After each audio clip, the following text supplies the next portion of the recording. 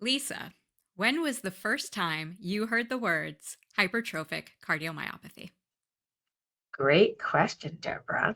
Um, the words were a little different the first time I heard them because the terminology was idiopathic hypertrophic subaortic stenosis, or IHSS, and it was 1980. It was the fall. I had just been in a school physical, junior high school, and a murmur was detected. And I was sent to a cardiologist, and I already knew I had what ran in the family. And the name at that time was IHSS, and later to become hypertrophic cardiomyopathy. And that was 1980. And at what point did it become hypertrophic cardiomyopathy? So technically, if we're going to get like really into the woods, it was 1980 that the name officially changed in a manuscript from Dr. Barry Marin, when they agreed that there was many manifestations, and HCM had already been given over 60 names at that point. It's over 75 names today. And they reclassified IHSS and ASH and Tears disease and Brock's disease and a lot of other terms into the global terminology of hypertrophic cardiomyopathy. But that would still take another decade or so to catch on. And up until about 2000, we were still getting clients coming to the HCMA being told they had IHSS. So here we are in 2026, and the name is hypertrophic cardiomyopathy, and there are many manifestations: obstructed, non obstructed, mid cavity, apical, carry a gene, still have a normal heart, have a gene mutation, have HCM, have no gene mutation, have HCM. So it's gotten easier but more complicated. All at the same time. Well, welcome to Tales from the Heart, a podcast from the Hypertrophic Cardiomyopathy Association. And this is sort of a share your story edition, but we're trying something a little different today. And if you're wondering why it is that Lisa's on the receiving end of the questions today, she has allowed me to take over the podcast today and do a turning the tables edition. So my name is Deborah Rafson, and I am an HCM patient who was diagnosed in 2011. I have been very fortunate to have Dr. Marty Marin as my HCM Center of Excellence cardiologist since 2012. I'm also an HCMA online discussion group leader and ambassador. And I also have a newsletter that I write. It's called What's Her Problem, in which I tackle issues at the heart of chronic illness and disability. And through that newsletter, What's Her Problem, I do an interview series where I pick one issue to discuss with an expert guest in that subject. So, of course, as we are preparing for Heart Month to start, I wanted to speak to Lisa, the founder and CEO of the Hypertrophic Cardiomyopathy Association, the HCMA. And today she has allowed me to take over for a crossover episode with the What's Her Problem interview series. So, the issue we are going to be tackling today is the huge impact that just one patient advocate can make. And this is very timely because Lisa is celebrating 30 years since founding this wonderful organization that is the HCMA. So, hello, Lisa, and welcome to your own podcast. Hello, Deborah. It is lovely to be here. And it's kind of interesting to be on the other side of this conversation today. So I am yours for the asking today. So we have not practiced this. I've not seen the Nope. questions in advance. This is, while we're not doing this live, we're doing it pre-recorded. It's kind of pretty live. So It is. Deborah, ask away. All right. Lisa's in the hot seat, everybody. So, for subscribers to What's Her Problem who may not be as familiar as the regular Tales from the Heart audience, I'd love for you to start with the origin story of the HCMA, your family heart history, which you already referenced, and the tragedy that inspired the organization, how you started it, and what was really the first concrete action that you took in kicking it off. Um, Thanks for the question. It's a complicated one. It's got a long answer. I'm going to try to be succinct. So if there's something you'd like me to expand upon, we can certainly dive down rabbit holes because we know I love to do that. Okay. So you heard my origin story when I first heard HCM, but I knew there was something in my family history. I knew that my grandfather had died when my father was only 17, and my grandfather was 42 years old. It was 1953. There was it was a milestone moment in my dad's life. He was graduating high school that weekend. He asked Dad, "Can I borrow the car to take my girlfriend out on a date because it's a big weekend?" He was allowed to take the family car and took what became my mom out on a date. And when they got home from that date, my dad drove past his house to drop my mom off, came back, and my grandmother was in a panic because my grandfather wasn't breathing. And my father tried to do CPR on him, but CPR wasn't really a thing in 1953. And my grandfather was on a bed, and there was no bringing him back without a defibrillator, which didn't exist yet. So my grandfather dies in 1953. A couple of years later, my aunt dies of a stroke, which was also, we now know, related to HCM. So we've lost two family members in that generation. Then my uncle got diagnosed with IHSS in the 60s. Kind of around the same time, my sister Lori was born in 1959. She had an atrial septal defect at birth, so a hole in the upper part of her heart. They weren't doing surgery to fix that then. It took a couple of years for the surgeon to become available to do her surgery, which happened, I believe, in 63 or 64. And the bill for that was like $300. I'll get a copy of it. It's crazy. So I do have that. And then when they went in to do her surgery, they said there's a little something else going on in there, but it shouldn't bother her until she's midlife. She got diagnosed with IHSS before she was a teenager officially, and Lori was diagnosed. My uncle was diagnosed, and then in 1980, I became diagnosed. So that's the family backstory. We can go actually back 120 years when we start pulling apart the genetics and looking at the family tree. I can go back to Ireland. The family name was Hart, Hart. So kind of like I Wow. always say, God has a sense of humor, or did we name families for what they were known for back in the day? Mm. So my Hart family lines go into Ireland, and that's where it all kinds of starts from. So I have this history, I have this diagnosis. I kind of didn't talk about it much. It wasn't something that I shared with everybody I knew. I had some challenges through my high school years with my diagnosis, and it, my teachers didn't understand. They thought I was being dramatic if I said I had chest pain, but I was having chest pain at the ripe old age of 14, 15. So it was challenging for a while. Things were quiet. HCM wise, I just had symptoms, but didn't really do anything about them. And then 1990 happened, and a lot, like there's pivotal years where things start to shift. 1990 is my personal shift year. I developed endocarditis as a result of dental work without pre-medication. That endocarditis is a bacterial infection inside of your heart. The turbulent blood flow of the HCM led to that endocarditis. The endocarditis sent off little clots that landed in my brain. I'm partially blind in one eye.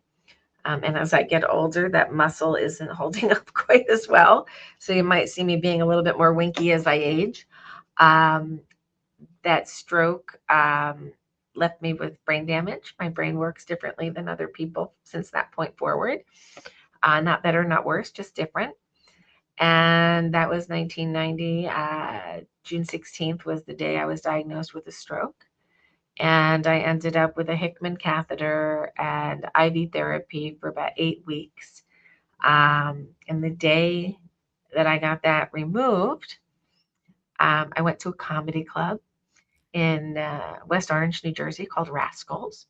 And we were celebrating, and I was so happy that it was out. I was done with it. I was getting on with my life. And I got home that very night, to an answering machine message from my mother telling me that my uncle had dropped dead in Montana at the age of 47. And there was HCM gut punching us one more time. Like, I just got over this. I was in a celebratory mood. And then I was like, damn this thing. So I started to get more involved with research. My sister and I would go to a research project that was being run by the National Institute of Health in Bethesda, Maryland.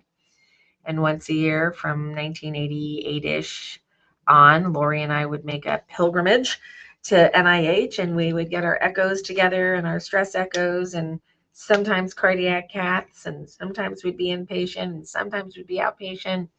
We'd get our medication and we'd go home. Lori got a pacemaker as part of a protocol there. A year later, I got one. That was like 1992. So we're getting involved in research. We're trying to do something. I'm doing okay. Lori's not. Lori's having more challenges. She's having atrial fibrillation. She's having heart failure symptoms. We didn't recognize it then, but we recognize it now. And she had a bumpy couple of years. And then came 1995, another pivotal year. 1995, we're both involved with the NIH study. We're talking to other families that we meet at the NIH. We're kind of getting a small support system going outside of our family. We're talking to people.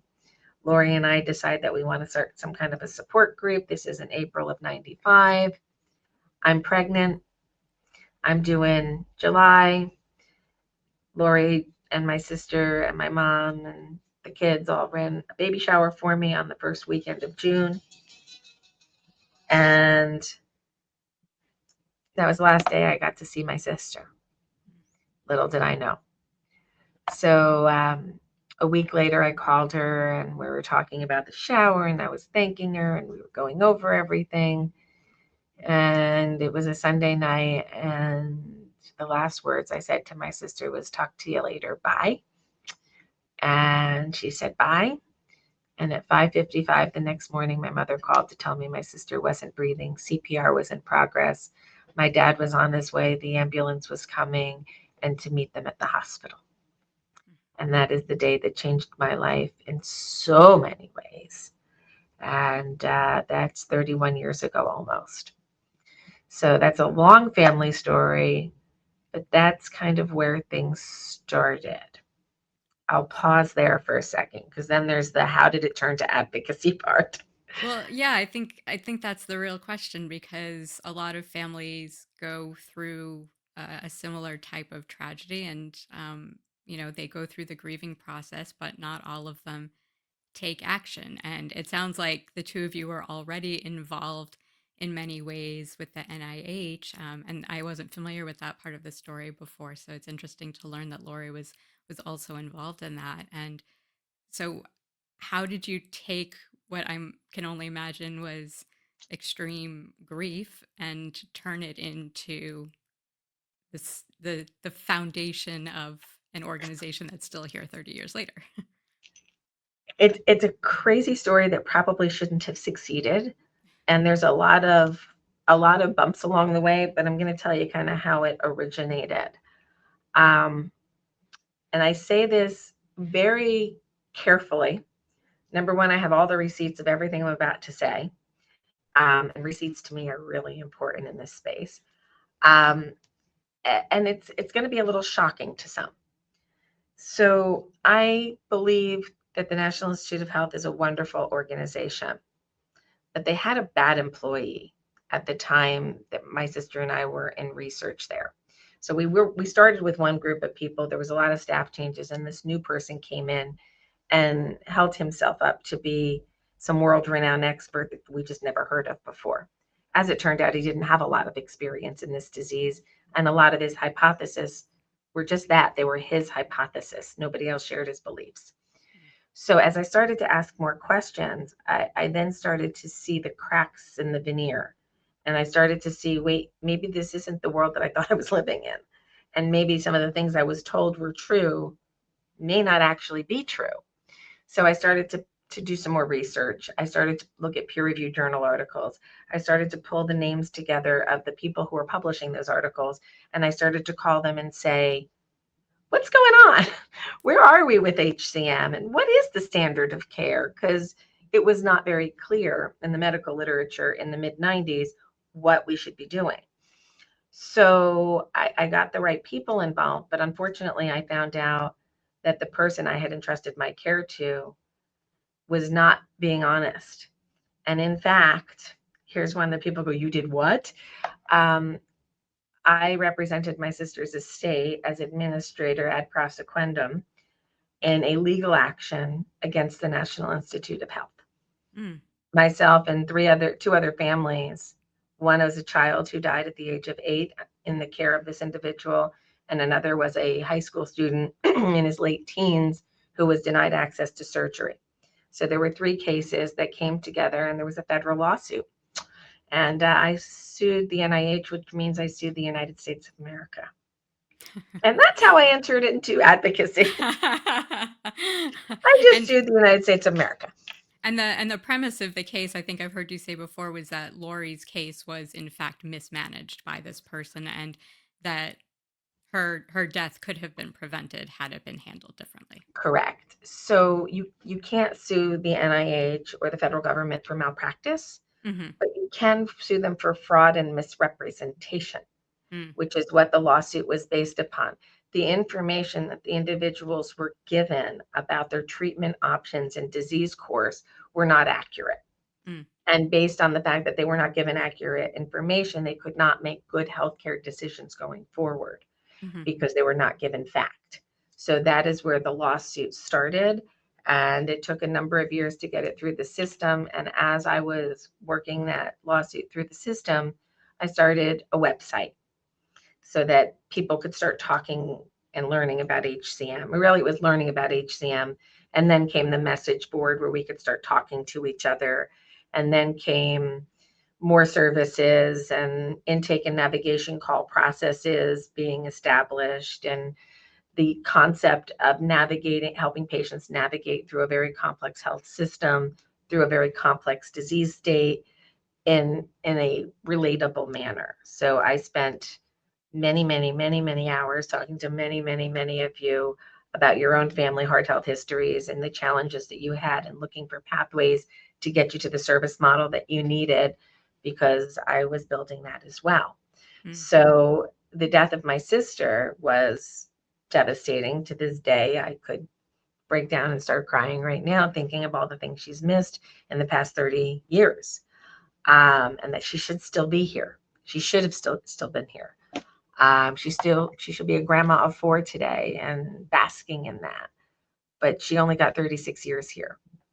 And I came from a health plan administration and human resources background. I operationalize things. That's what I do. And I wanted to use my skills for the community to stop somebody else's sister from dying unnecessarily, to make sure the next person got to what they needed at the right time. I can't say we get there all the time in time, but we work with a lot of families and a lot of healthcare providers around the world to make sure that patients with HCM and big heart muscle disorders get the care that they need, deserve, and should get. So that's why I did it. Which That is makes sense. absolutely, and it's incredible to, yeah, like I said, to take that grief and turn it into something so positive. So it sounds like the website, has it always been 4hcm.org, the number Yep. 4 No, actually, hcm.org? it wasn't. Okay. It started out, and I got to give some props back to my old bosses. It was originally part of Cancer Auto Products, Kanter, cancerautoproducts.com/HCMA hyphen heart. That was the first URL, because I didn't know how to build a website, and my boss let me anchor it onto the business at that time. So that was Dan Cantor, who passed away just a couple of weeks ago. So Oh, props to Dan, thank you, Dan. who was amazing, and his brother Fred, who's still with us. So thanks to Fred and Dan Cantor for that launching opportunity. But within about a year, I turned it on. I got another provider who helped us figure out how to get a website up before, all the widget tools were available. I had to learn HTML programming. So that was fun. And our first website under 4hcm.org probably went out in 97. The original one went out in 95, 96. And then 4hcm.org has been around since 97. I wanted 4hcma, but the Hispanic Health Ministries organization took it first. Ah, you were too late. I was too late. Missed it. So So you've got the website and you're starting to compile these resources. I heard you reference on on the Tales from the Heart episode recently with Marty Marin that one of the first calls that you made was to his father, Dr. Barry Marin, HCM guru that he is, and you asked him some questions. You said, "How can I get this guy to help me and help this organization?" What was that conversation like, and what were the first sort of actionable steps that you guys took after you had that conversation? Oh boy, that's a complicated one. So, in the other room, I still have this pink 3-ring binder that has some of my original notes in it. And I had called Barry Marin's office, talked to his secretary, who at that point was a woman named Terry. Um, and I said, I'm a patient with HCM. I think I want to build a support organization. I'd like to talk to Dr. Marin and see what he has to say about it. And he called me back. He's like, who are you? What do you want? It was kind of funny. And I'm like, I don't know what I want to do yet, but there's nothing out here for us. I had called some very large organizations in the heart space and said, here's my diagnosis. My sister just died. What do I do? And they said, talk to your doctor. Mm. But the doctor that was caring for me and my sister, I wasn't feeling actually had my best interest at heart at that point, pun intended.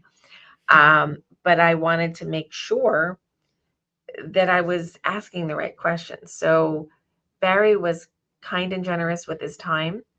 I like to refer to it as my medical education through thermal paper fax machine. Barry would send me articles and I would read them and I would call him once or twice a week. We'd have lunch together over the phone and I'd ask him questions. What about this and what about that? And he'd give me another article to read and we would have another conversation and I would then start I was collecting questions from the community. Here's my situation. What do I do? I'm like, I never heard of that one before. I didn't know that was possible. So I would document it. I would write it up. It would become content for the web page. I would get an answer from, it started with Dr. Marin, but I will give props to the other docs who were the early innovators here. And that's Dr. Harry Lever, Dr. Mark Sherritt, Dr. Christine Seidman, Dr. Bill McKenna from UK. So these were some of my early mentors and helpers to learn the clinical part of HCM while I was actually helping them see the problems through the lens of the patient and showing them that there were these larger pots of people who were experiencing similar types of problems related to their HCM. And God bless them, they would show up at our annual meetings. They would be there with the patients to hear the questions, and it would spark more articles to be produced. So Barry would listen to the patient questions. It would spark something. And 16, 18 months later, you got a full research paper on it. So if you look at the publication numbers in HCM, they're kind of in the 70s and 80s. There's a couple papers a year. 80s, 90s, 2000s, it starts to explode. And you're just seeing lots of new data. And a lot of that was facilitated by conversations in a really complex ecosystem that we made very small. We'd have our patient meeting, and the patients and the clinicians and industry folks would all sit and meet together and hear the lived experience of patients and then try to find mechanisms to make their lives better. Mm. So you started the patient meetings fairly early on. In the 90s, I think the first one was 90. Not sure if it was 96 or 97, but I can tell you it was at the Parsippany Hilton in New Jersey, and it was a Mm. small room, and there was about 50 of us that showed up, and I thought that was amazing. It is. Amazing. 50 people in a room talking about HCM. And we said, that was fun. Let's do it again. The first social event after an HCMA meeting was on my back deck at my house. We just had everybody come back to my house. Perfect. So it had to be 97 because I moved in Okay. there in 97. Okay. So that would be the first year. Did you base any of this on observing other patient advocates or other patient advocacy organizations? Or were you, I mean, we all know you're a go-getter, and like you referenced, you worked in HR. You are a person who likes to systematize things. I deeply relate to that. But did you study other people's work, or did you really just dive into this on your own and see what worked for the HCMA? Um, the model that I started with, I didn't mirror anybody because, frankly, it was a little early to be able to mirror another organization. in terms of services and structures Mm. because there wasn't a lot on the internet. We were one of the first patient advocacy groups on the internet. So, like, there wasn't a lot out there. Now, you can look to the large organizations to see what they do. Mm. American Diabetes, American Cancer, American Heart, like, but we're not them. We're dealing directly with individual patients and clinicians and making a care model. So what I did do was I opened the phone lines and I talked to a lot of people early on. What do you need? Where isn't it working? What is working? What would make you feel better? What do you feel about implantable devices? What do you feel about medications? Can you travel to a doctor? Like there was a lot of base work that I was doing in understanding the journey from beyond my own lens. So I looked at the journey of the patient and then I looked at modeling of programs. So I was referring a lot of people to Dr. Marin in Minnesota, but you got to get on an airplane and you got to fly to Minnesota and your insurance has got to cover it. So there was a lot of hurdles that the average person might not be able to get on an airplane and go someplace. So as I was looking at how Dr. Marin managed his patients and what I had experienced at NIH before it broke in the HCM program, because there was some really good structure there. Mhm. Then I looked at what they were doing at the Cleveland Clinic and at the Mayo Clinic and how the model of care was working there. And then we sat down pen to paper as a board and we said, what's missing? Is there more that we should be doing in the care model for those with HCM? And I was going out to AHA and ACC and I was meeting cardiologists and I was talking about care models. And I was encouraging these young doctors to take HCM as a career path, not a part of cardiology, but making it a career path that this would be their focus. Mm. And they took me up on it, a lot of them. And we started to develop the modern HCM program, which actually came from it has its roots with Barry Marin. One of the physicians that he worked with back at the NIH in the early 80s was a guy named Jim Udelson, who became the chief of cardiology up at Tufts. And he said, I want to build a modern HCM program, and I think I want Marty Marin to come help run it. And that's when Marty was just coming out of his fellowship. And Marty started the program at Tufts. And Jim said, what's the model? And I said, this is what I'd like the model to be. And he was the first modern HCM program. And then I got a call from a guy out at Stanford named Ewan Ashley who said, Bill McKenna said to call you about what we should do about HCM programming in the United States. And I'm like, and here's a model. And then Charlene Day called at University of Michigan. And I'm like, and here's a model. And then it just started to go. So we have our base legacy programs, I call them. And then you have the ones that grew post 2004, 5 and onward, which coincides with the time that I gave up my day job in HR. Mhm. And in 2005, I came to HCMA full time. And it took me until 2 years ago to get my salary back that I was making back then. So there's I don't talk about that kind of stuff a lot, but the early days, my husband and I funded the work of the HCMA. We didn't have any funding. We built it because we wanted to. And we may not have had vacations, but we built a nonprofit organization. That's where we decided to put our resources. So it took a long time. It took a lot of sacrifice. It took a lot of hours and a lot of really challenging conversations. Patients don't always do well with HCM. So we learn as much from those living with HCM as those passed from complications of HCM. So taking each one of those stories and turning them into a learning and turning them into something that we can take to clinicians and say, hey, watch out for this. We're seeing this. This got missed. And having those conversations and bringing those patient stories to light has really made all the difference in what patients can expect today when they get diagnosed with HCM. And it sounds like it really snowballed from that, the inception of the idea of a center of excellence, of a model of care, and then having those doctors start to reach out to you. I think that probably reflects the fact that there was already a need for this, and somebody just needed to put the structure in place to make it happen. And now there are 60, how many centers of excellence? 60 programs at this 60. time. And there are a handful under evaluation right now. So you might be hearing some new centers being announced over the next couple of weeks. It's an ever growing process. I don't believe that there will ever be thousands of these programs, but I do believe we'll add in another 20 or 30 over the next few years in the United States. Not every center is an exact replica of the others. Each institution has its own uniqueness, and we try to work with that institution and that catchment area to build a program that works for the community there. My original goal, my original office, I had a laminated map, and I had little arrows and stickies all over it. But across the top, I said 5 hours.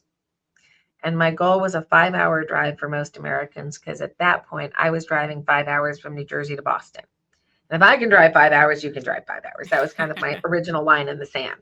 Not that there's any like real deep science there. It was just a number, right? You got to start Yeah. somewhere. And then it turns out that today, most Americans by population are within an hour and a half of an HCMA recognized center of excellence if you go by population density.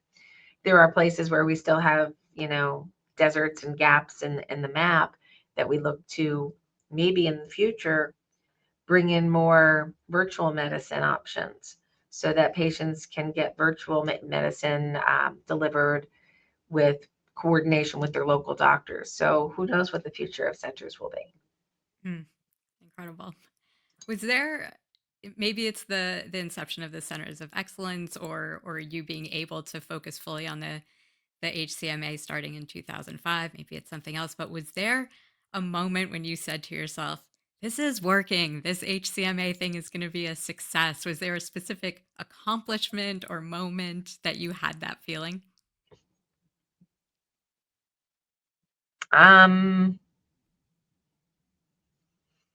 I am probably my own hardest critic because I'm always excited when we have a new partner who wants to care for patients and they've got a great model and their institution supports them. And you go, yes, it's working here. And you go, yay.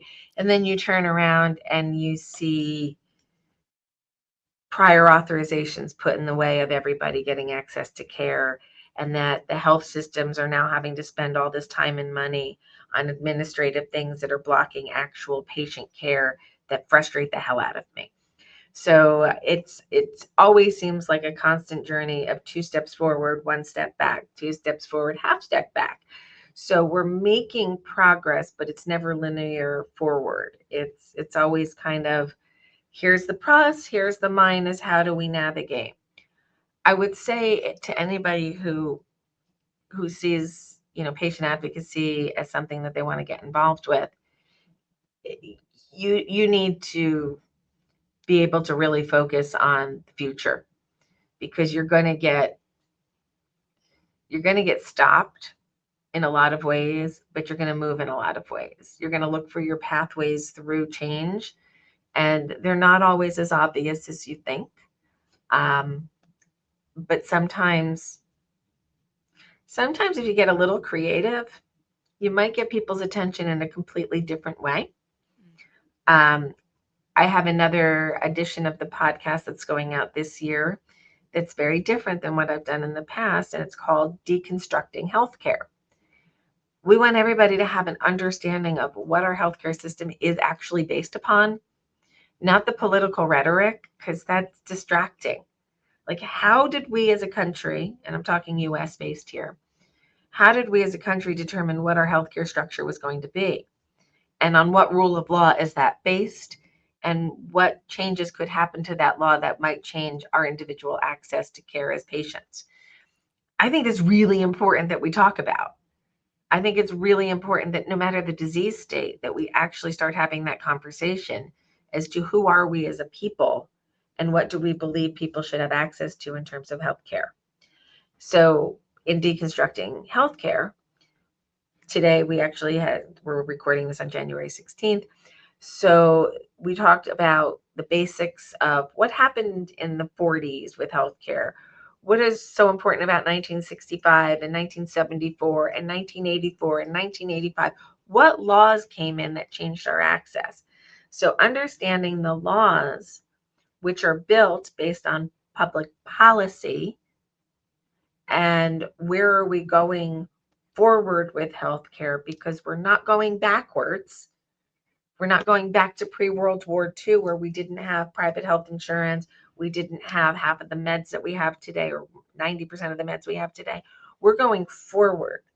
How do we deliver the promise of precision medicine in the future? We now know the genes that cause HCM. We now have clinical trials that are looking at gene therapy to stop the disease.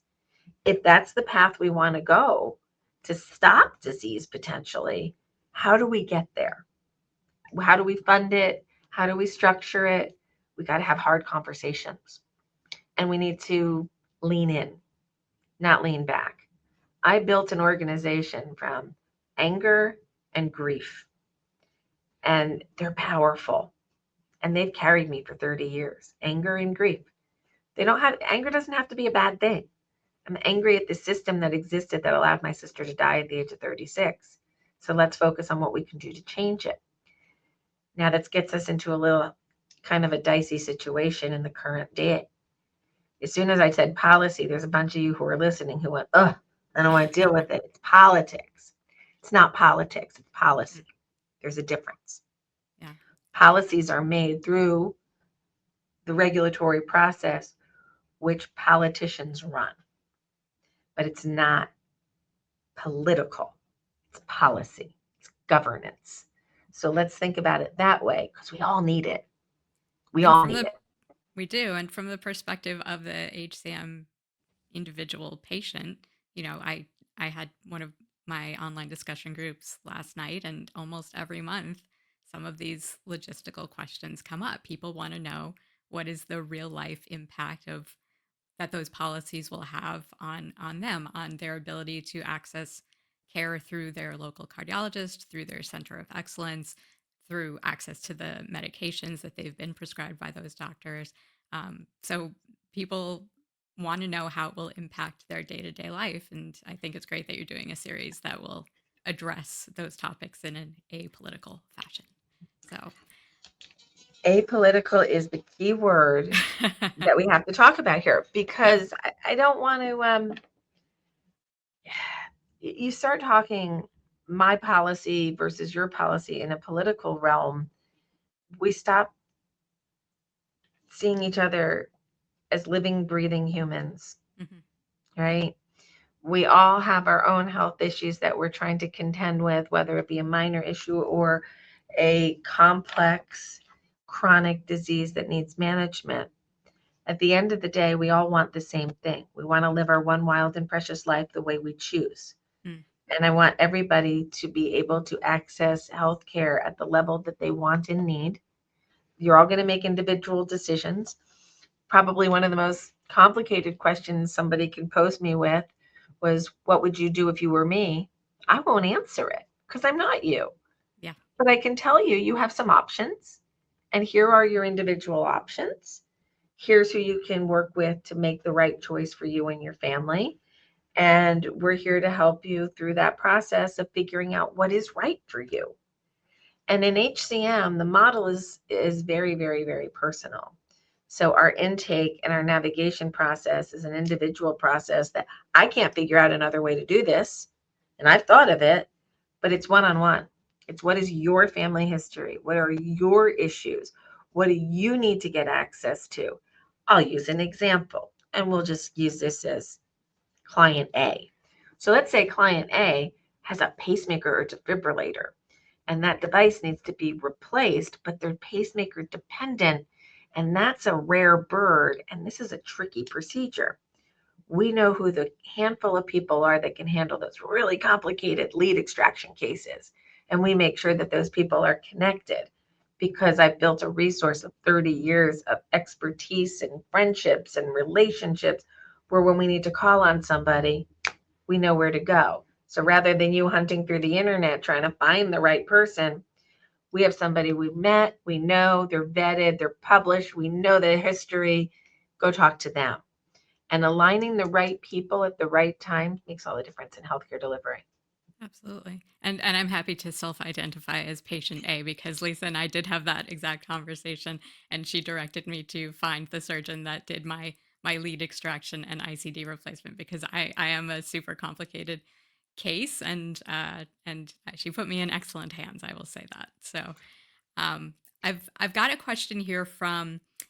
So for what's her problem, I have a group of supporters called Open Hearted Supporters. That's the highest tier of paid subscription to the newsletter, and they have the opportunity to submit a question for my interview series guests. So this comes Yay. from an open-hearted supporter. So as we were just talking about, there have been a lot of successes along the way, but there's also been a little bit of this 2 steps forward, 1 step backwards approach because that's just how life goes. This person asks, what's the most challenging moment that you've had in the history of the organization, if you're willing to talk about that? Mm, most challenging. However, you define that. I would say they kind of fall into 2 categories, and I will address both of them. There is nothing harder than taking a call from a grieving parent who has recently lost a child. There are 2 types of those phone calls. They each are awful in their own right, but there's the undiagnosed person who has died and then have come to know that it is HCM through an autopsy. Mm. That is a special kind of horrible. And you are trying to educate them on the pronunciation of the disease that took their loved one. You are trying to explain the genetic component, which now they didn't have knowledge of before. And when you start peeling back the family tree, you find that there are other people who could have been identified that might have led to the opportunity to screen the child, but you didn't get there. There's those types of situations. Um,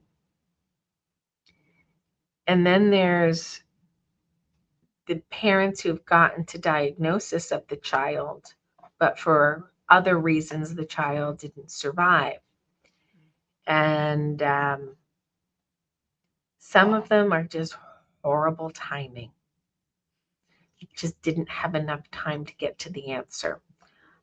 We've featured one of those stories the past few years in on our Awareness Day and our Hill Day, and that's the story of Jillian, who got a diagnosis, even though there was a family history that went back 10 years, they were given misinformation that girls weren't impacted by HCM. Not true. Not true. And it was a boy's problem. Not true. It's a human problem. So they didn't take the family history into consideration until she popped a heart murmur. And that heart murmur led to an echo, and that echo led to an MRI, and that MRI led to a genetic test. And by the time all of the information was in the hands of the family to make a decision, she literally died that day.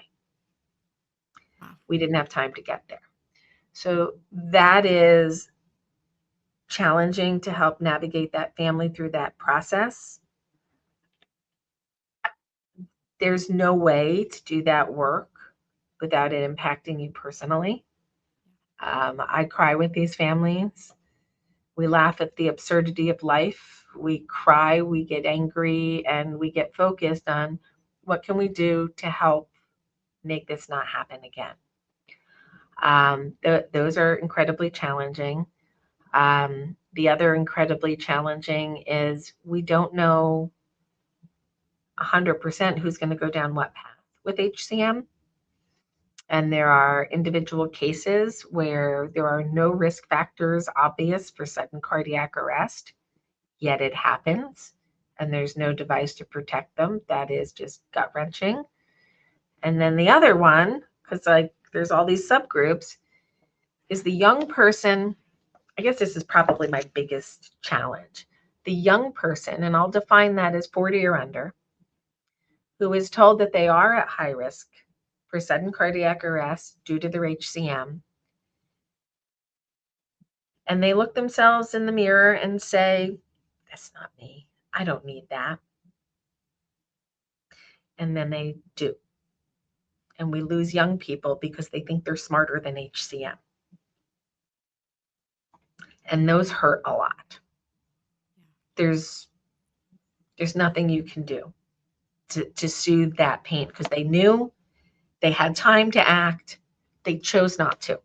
They were waiting for some future event. One of those cases goes back to 99 for me. And I know I can throw these names. I won't for the purpose of anonymity on the podcast. But there was a case, young lady said, I need an ICD. Her doctor asked that I talk to her. I talked to her. I said, I have an ICD. It's not a big deal. Like, let's talk it out. She's like, I just want to finish my master's program first. I don't want to worry about it right now. We didn't get there. She didn't get to finish her master's before an arrhythmia occurred. So finding people in time, but not getting them the therapies that they need, that's probably my most challenging.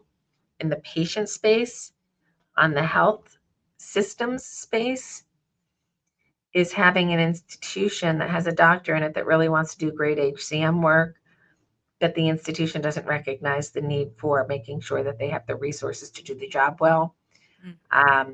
We've kind of gotten over that problem about 10, 15 years ago, but there's still some centers who think we know what we're doing. I'm like, no, you don't.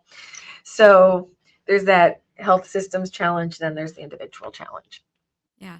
Well, and I think it's important to call out the fact that everything that you've just identified as a challenge has nothing to do with the fact that you're trying to run a 501c3 organization and all the troubles that come along with that, because there are plenty of them. I've been there, but everything you just said is patient focused, and that really says a lot about where the focus of the organization is as well. So on the organizational side, getting the funding in to do the work.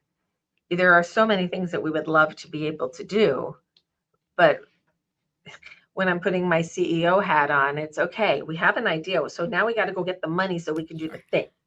And without the money, you can't do the thing. And defining how you're going to spend that money and what resources you need to accomplish that task, well, that's a whole other part of the brain, right? Yeah. That's the business model. Mm-hmm. And that's why I am thrilled that I have been able to build a team of individuals, both staff, contractors, and volunteers who can help us organizationally build to be able to handle the capacity that we have to get this stuff done.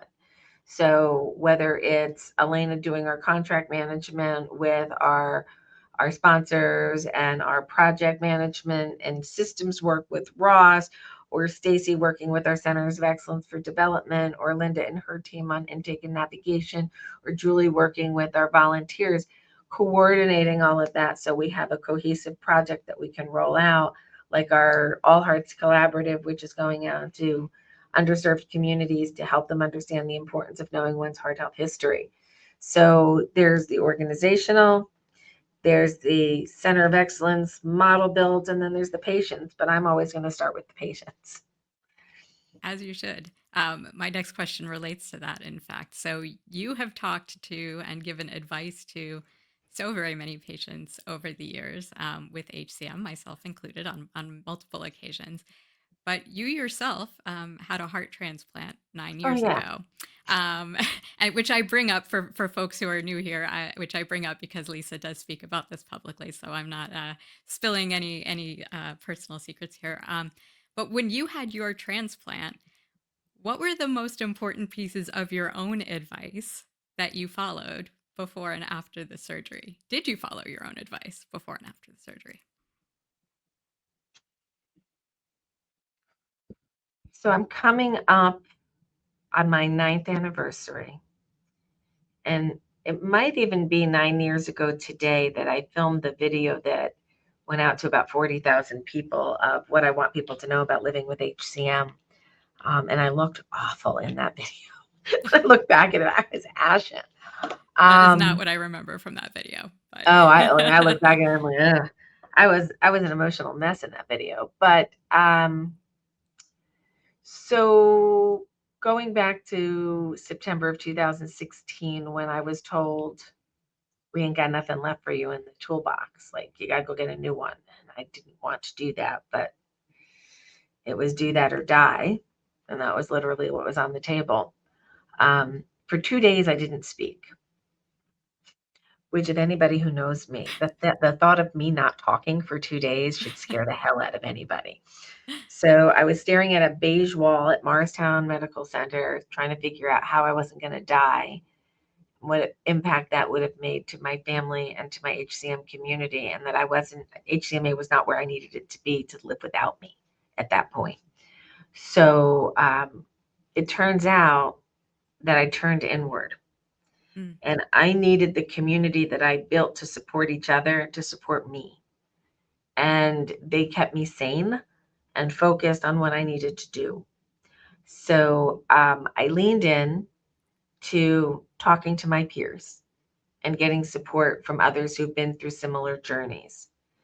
And it was really important to me to see the lived experience of others who've been through what I was going through, and to see that there was success on the other side of this mystery thing called transplant. And by building up this group of people who had a shared experience, I benefited from the thing that I built to help somebody else. And that was pretty quickly apparent to me within a week or two. I'm like, they asked me what support systems did I have in place to get me through transplant. I'm like, I got about 14,000 people all over the world who I've helped, and they can help me now. So I had a lot of emotional support from the community, which was amazing. Um, I didn't listen to my own advice on recovery In what sense? because I'm a workaholic. I'm trying to get over it. So I was literally working from my cell phone via email, trying to help a girl from Alabama get to Mayo Clinic for a heart transplant while I was 3 days post transplant myself Oh my on goodness. morphine.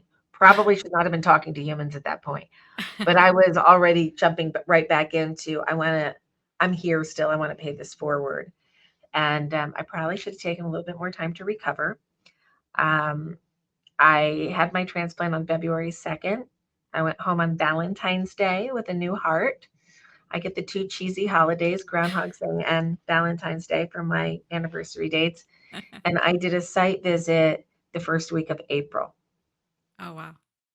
And full prednisone. My face was out to here. It was at Yale. And then 2 weeks after that, I did one at Westchester. And I was part-time. I was actually not getting paid at that point. I was on disability, so I was doing it as a volunteer technically, but I should have probably waited 6 months and given myself that time to actually recover and heal, but I didn't because I just wanted to get back into it. So, it was good and it was bad. I probably should have given myself that time because I'm never going to get that time again.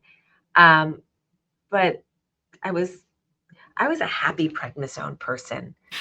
Everything was I fun was and not. sarcasm, and I lived it that way. I wasn't very sad emotional. I was just kind of high on life. I was really happy to be alive, and I still am. So I I didn't listen to myself. well, I wonder is, seeing especially with the amount of activity that's ramped up with the HCMA in the last couple of years and the amount of travel that you're doing that maybe you didn't do before, is it easier to take all of that on without your HCM heart, or let me rephrase, with your HCM heart plasticized and in a container that you carry around with you to places around the country and Okay, perhaps so the world? let's unpack that for your viewers. So I did something unique. Um, I was able to identify a provider who does something called plastinization, which is a process which preserves human organs in a plastic resin. And I wanted to keep my heart as a teaching tool for others. And I did that. And when I go to conferences now, I carry it with me. So I do travel with HCM, but it's in a bag and it goes through TSA. And the leads inside of the hearts that are in the collection, Oh. they look a little suspicious through the x-ray. So they look like cartoon BOMBSs. There's like the round with the fuse in it. You got the muscle and you got a fuse in it. So they get Right. pulled a lot. And before TSA told them they weren't allowed to do it anymore, the strangest thing I saw at TSA today, my heart made that website on several occasions. So I do travel around with my old heart. Um, so last year I did something that is going to be recorded here for posterity. I found my limits with travel. Mm. I did 6 countries, 17 states, and DC about 4 or 5 times. I lost count. That was too much. I Yeah. was exhausted. I worked 7 weeks straight, meaning weekends. Every weekend I would maybe take a Wednesday off here and there, but I didn't have a weekend from basically August through October. That's not good, and I won't be doing that again. I've learned. Um, but I was in Madrid for a conference. I was walking on average 18 to 20,000 steps a day, and I could do it. I could do it. Now, um, I'm closer to 60 than 50. My back doesn't like me very much anymore, and there are parts of me that are aging in a way that I wish that they were not. So I have to keep all of that in balance as I am an immunocompromised transplant patient. I always wear a mask when I travel on a plane. I'm always protecting myself in that way, always wiping down my seat, my area, my hands. But physically, I can pretty much do anything that I want to do. I thought I'd be a marathon runner after transplant, Not but yet. my ankles, my knees, my hips, and my back laugh at me. Maybe a So that's my goal. 5K. I could do a 5K. I haven't done one Okay. in a while. I got to get back and do. I didn't even do ours this year because I was too busy working it. But I want to go back and do a couple 5Ks this year. This year, I'm prioritizing my own health and exercise, and I'm traveling less. I'm not even traveling anywhere until March. I'm like, I Mm. need a break. Yeah. So I'm in the office for 2 full months without major travel.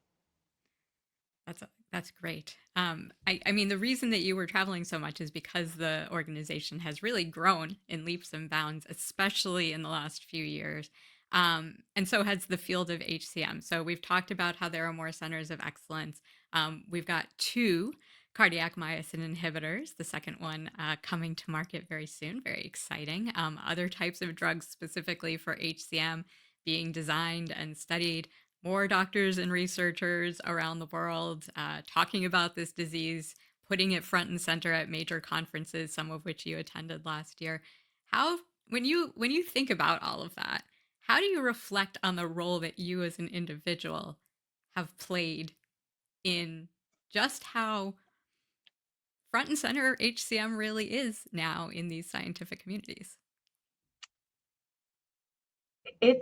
It's hard, really, to look at it that way. Um,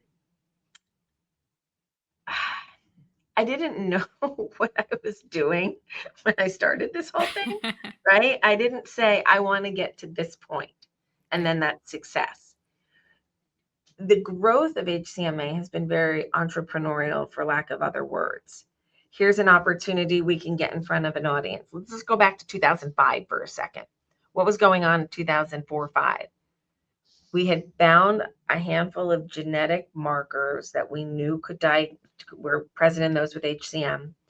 And there was the first clinical genetic testing made available. So we had to educate the community on the role of genetics. Yay, we talk about genetics. Now everybody gets genetic testing like it's no big deal. It was a big deal. We had to pass laws to protect people from their genetic information being used against them. Like that's GINA. So like there was a whole process that went along with that. While that was going on, there was problems going on with defibrillators. There were some recalls and there was some not good news. So then we had to go work with the FDA on what patients want out of communication from their device companies. So pivot and make that the big focus. So there's been all these like moments where we have to be ready to respond as a patient organization. We have to be ready to speak on behalf of the patients. So when I look back at some of the stuff that I've done, I feel like the Forrest Gump of cardiology.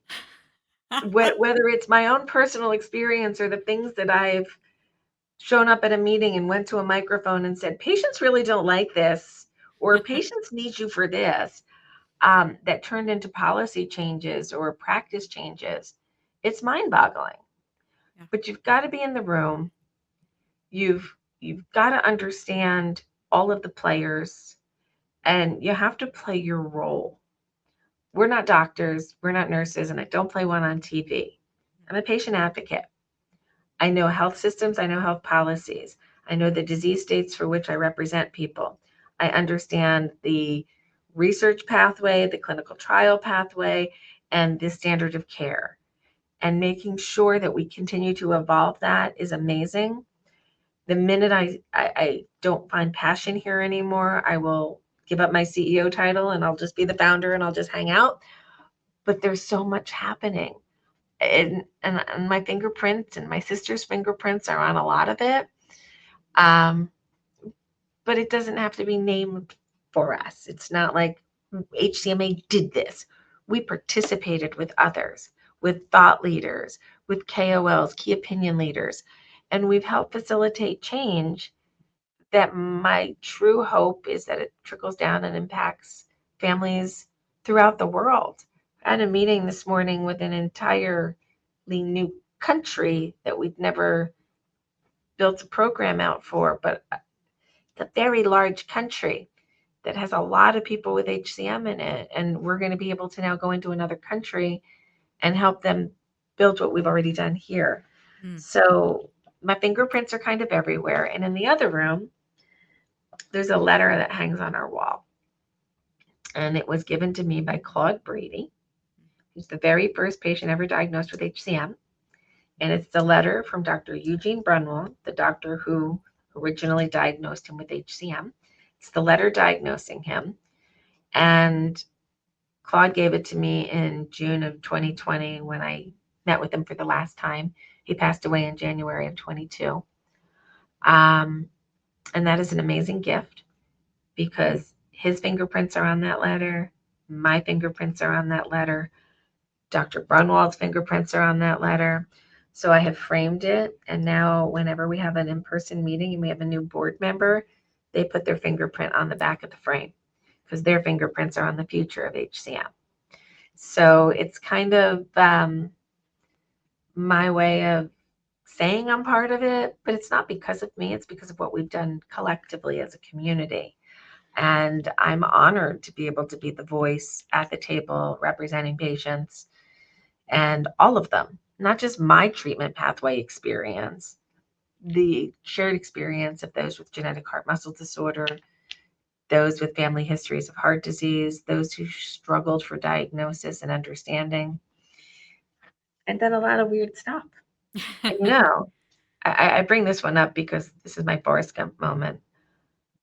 So in 1967 in South Africa, Christian Bernard did his first transplant.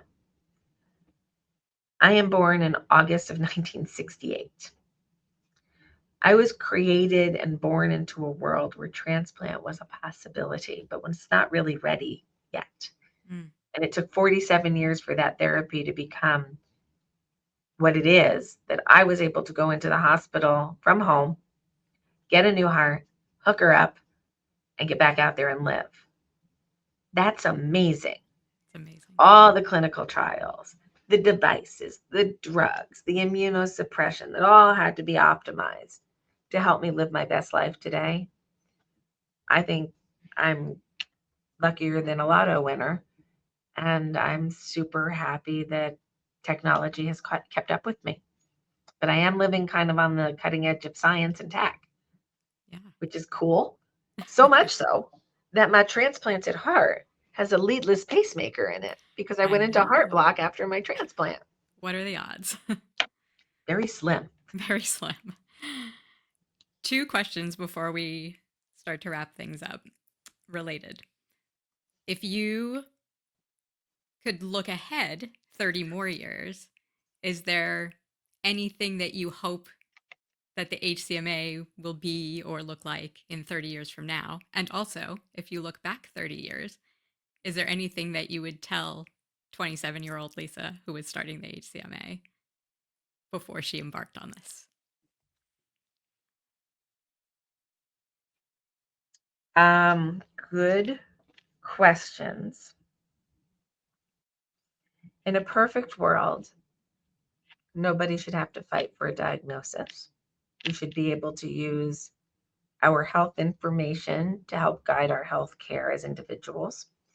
So, to know what genetic mutations you have and what diseases may be possible, I believe that should be part of preventative care because preventative care can be general, but it can also be specific. And right now in health policy, preventative care is for common disorders, but I think we need to think of personalized medicine here. And if you have a history of cancer in your family, personalized medicine should allow you to meet with a healthcare professional and really scope out what your risks are and what you can do preventatively for the risks that impact you as an individual. So we're learning more about cardiogenetics and what might be at risk for individuals. So I think personalized medicine should literally be personalized Mm. and it should be preventative as well. So we should be thinking about healthcare delivery differently. And I would hope that with the diagnostic tools that we're working to create today, that diagnosis would be easier and that some of the RNA silencing, DNA altering medications and therapies can be used in the masses effectively. And I do believe that that is the cost effective way of dealing with chronic disease. If you can get to the cure sooner, I think that is the optimal way for healthcare to work.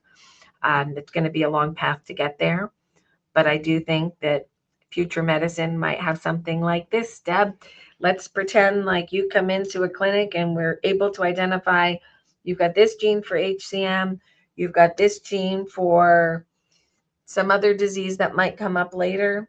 We can create a concoction through gene therapies for different disease states, put it together for you, deliver that therapy, and take away the risks of those genetic markers actually causing problem. Mm. We are very close to that in science today. So I'm hoping that it is a hope that we can deliver to the average person 30 years from now. And we will be right there as AI develops to help us understand this bigger model learning, and we'll have technology to assist us in healthcare. What was the second question? If you look back 30 years, what would you tell your younger self? Oh, I would tell her she's audacious and she has really high expectations of the world that may not be able to be met. Mm. Um, I didn't do this with the plan of it landing where it landed. I just wanted to make it easier on somebody else who was gonna maybe lose a sister. And I'm gonna do a full circle story on that. So about 2 or 3 years into the functioning of the HCMA, I got a phone call from a sister saying, my sister's not well. I'm scared she's going to die. Um, we were all about the same age. And this was the first time somebody called and said, help me help my sister. Mm. That young lady's name was Connie. She was in Canada. Canada had stopped doing myectomies. I was able to get her to Mayo Clinic to get a myectomy. She was the first that I got cross country, or intercountry. And then another one happened. And then Canada said, we really got to restart our surgical system because we had 2 people leave the country to get myectomies at Mayo. So a couple of weeks back, I was in Toronto and I looked her up and I said, would you be open to a visit? So I took an Uber ride to Connie's house almost 30 years later. And she was really surprised to see me. And I was really surprised to be showing up at somebody's front door. I don't normally do that. Um, but I was able to see that she'd lived a good life, raised a child, had lots of great experiences, and is doing well today. Mm. So I didn't know 30 years ago that number one, these interactions wouldn't be over the phone and done. These are real people that I've developed relationships with over years, friendships, and we've celebrated and we've cried and we've done all kinds of things together. Um, I don't think I ever planned on any of this actually working as well as it did. But we Surprise. we grew. So I would tell myself, you've got some really big, lofty goals. Don't get pissed off at yourself when you don't hit them all, Mm. but keep fighting. It's worth it. It's Yeah. worth it. It's And and complicated. and that Funding is always a challenge, but it's worth it. always. And that Mary Oliver quote that you referenced earlier, say it again for the people. Tell me what it is you plan to do with your one wild and precious life. Yeah. That is from A Summer's Day by Mary Oliver. I'm not a big poetry person, but one day I had heard a reading of it, and the phrase just stopped me in my tracks. Because why else are we here? Mm. We get one vessel, flawed or not, to live this one consciousness experience, life. What are you going to do with it? What are you going to do with it? And when it's your time to go and you say, what did I leave behind? What are you going to say? I think I've left some pretty good things behind. I think I'm going to leave the HCMA as CEO when I want to retire, which is about 9 years from now.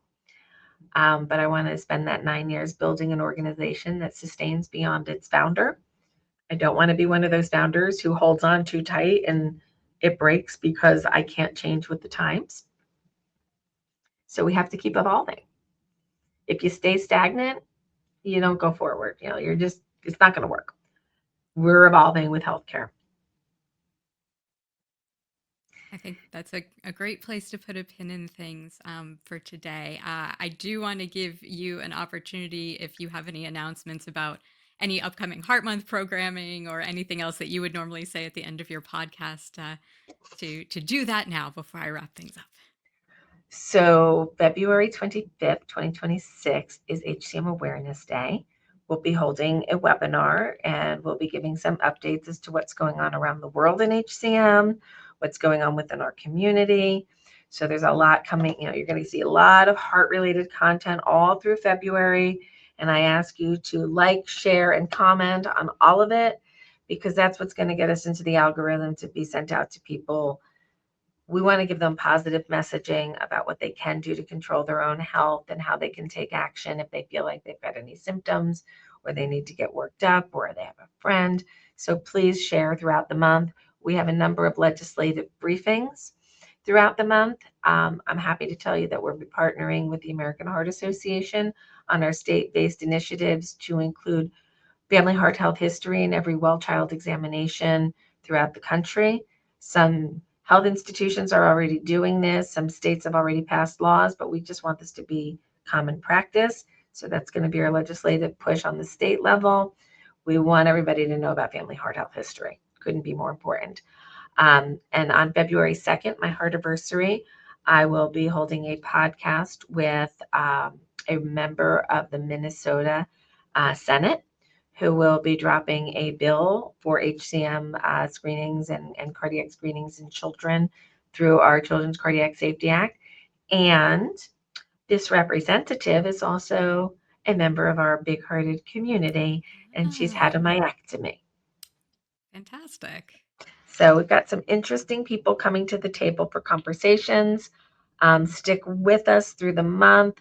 You're going to hear a lot of new news on the new drug that's been approved from Cytokinetics, which has the chemical name of aficamten, the brand name of Mycorrhiza. So we're going to learn more about that. We've got some great new news, top level information on Scout, which is the clinical trial in children with Camzyos, mavacamten. The top level data looks really promising, so I will hopefully have some updates on when they might be going to the FDA for a label for children or adolescents with HCM. So lots of cool stuff coming. And my next podcasts will be featuring, let's see if we can do this Oh. one, Ella's New Beat by Ella Morrissey. And the next one will be coming up, which is The Little Boy with the Big Heart, which is by Barry Massey. And this is in honor of her son.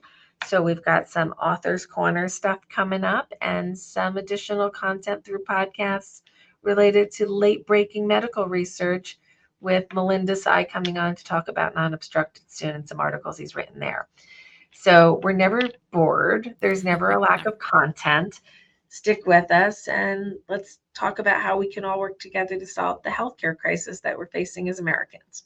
absolutely. And similarly, over on What's Our Problem, I have a full month of Heart Month content coming your way. This is the first part of that, part one of what will be 5 Heart Month related posts going from January 30th straight through the month of February. So, for anyone who has come here from one of the HCMA's channels. I hope you'll come check out What's Her Problem. It's at what'sherproblem.substack.com.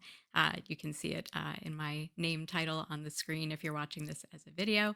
But come check it out. Most of the content is free.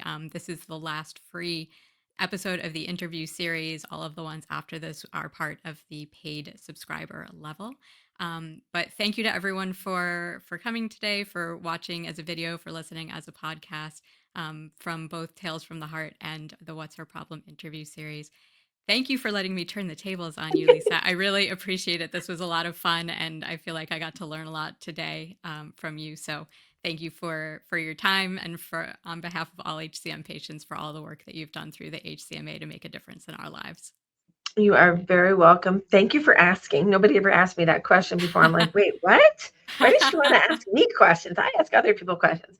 So this was fun. And I want to thank you for being an ambassador and for sharing your story so openly with the community and for your work as a discussion group leader. These programs, they may seem small when you say them, like, oh, it's a discussion group.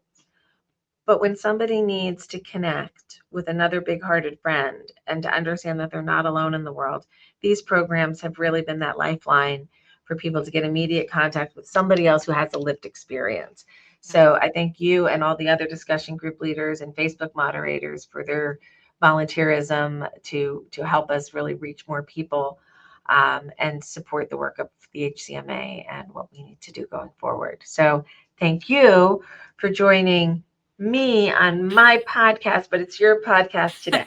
It's everybody's podcast today. It's everybody. That's what this is all about. Thank Well, you, thank you, Lisa. Deborah, and thank you, everybody, for listening. And if this is the first time you're seeing us in our content, the website is the number 4hcm.org. Come learn about us, sign up for an event, learn more, get involved. We're here to help you, help your families and your community.